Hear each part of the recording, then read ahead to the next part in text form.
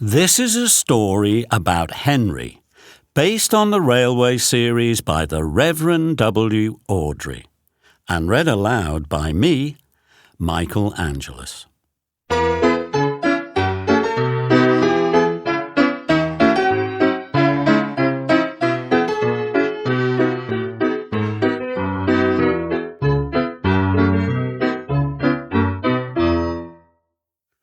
This is a story about Henry the Green Engine. Henry was often ill and couldn't work, but then he tried some special Welsh coal and got the chance to show everyone just what he could do.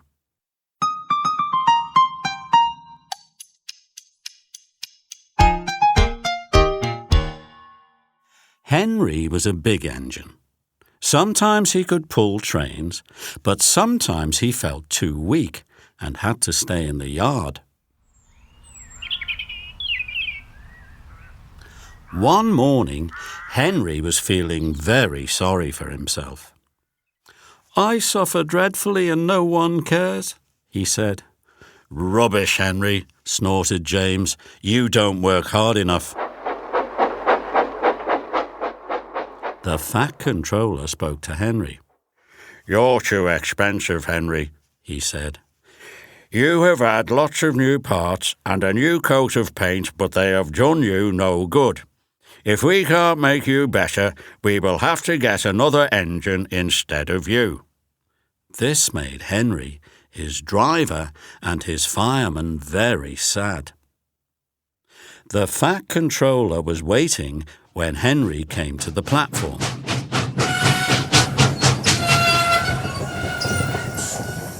He had taken off his hat and coat and put on overalls. He climbed on to Henry's footplate. Henry managed to start, but his fireman was not happy. "Henry is a bad steamer," he told the Fat Controller. "I build up his fire, but it doesn't give enough heat." Henry tried very hard to pull the train, but it was no good. He didn't have enough steam. He gradually came to a stop outside Edward Station.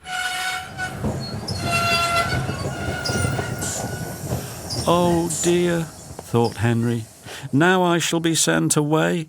Oh dear, oh dear." Henry went slowly into a siding, and Edward took charge of the train. "What do you think is wrong, fireman?" asked the Fat Controller. "It's the coal, sir," he answered. "It hasn't been very good lately. The other engines can manage because they have big fireboxes, but Henry's is small and can't make enough heat. With Welsh coal, he'd be a different engine."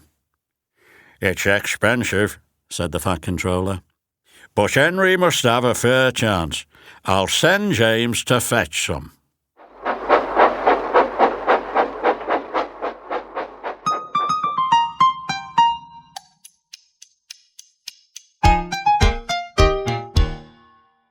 Henry's driver and fireman were very excited when the coal came. "Now we'll show them, Henry, old fellow," they said. They carefully oiled Henry's joints and polished his brass until it shone like gold. Henry felt very proud. Then Henry's fireman carefully made his fire. He put large lumps of coal like a wall around the outside of the fire. Then he covered the glowing middle part with smaller lumps. "You're spoiling my fire," complained Henry. "Wait and see," said the fireman. "We'll have a roaring fire just when we need it." The fireman was right.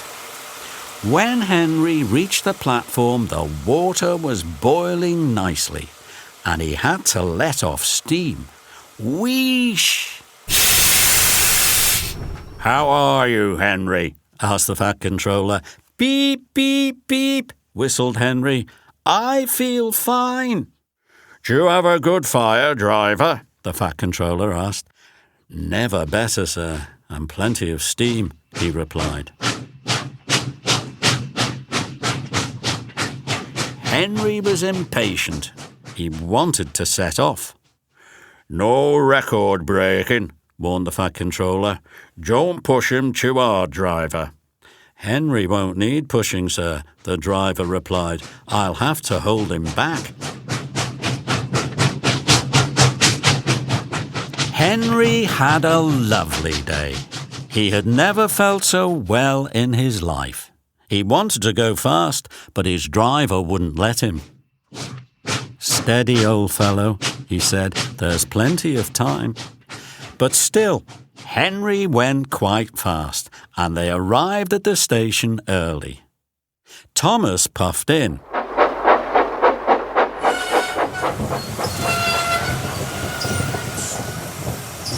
"Where have you been, lazybones?" asked Henry. But before Thomas could answer, Henry was off again. "I can't wait for slow tank engines like you," he said. "Goodbye," and off he sped. "Gosh," said Thomas to Annie and Clarabel, "have you ever seen anything like it?" Annie and Clarabel agreed that they never had.